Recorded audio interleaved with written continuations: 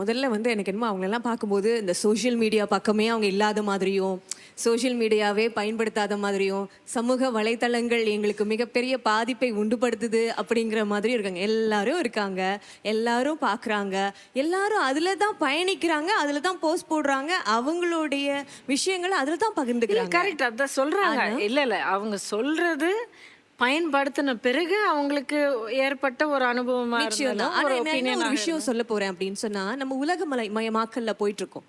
இந்த உலகம் வந்து எதை நோக்கி போயிட்டு இருக்குன்னா, ஏஐ நோக்கி போயிட்டு இருக்கு. இப்போ இவங்க சொல்ற ஒவ்வொரு கருத்துமே ஆரம்பத்துல இருந்த விஷயங்கள் தான். இப்போ கம்பேர் பண்றாங்க அப்படின்னு சொல்றாங்க இல்லைங்களா? வீட்லயே தான் கம்பேர் பண்ணிட்டு இருந்தாங்க.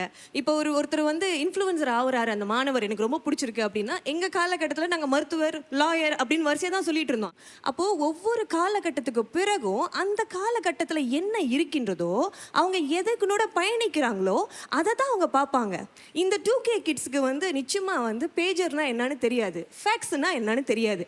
அவங்களுக்கே முதல்ல வந்து ஃபேக்ஸ்னா என்னன்னு தெரியுமான்னு தெரியல. இல்ல எல்லாரும் 2K kids தான் பார்த்தேன்.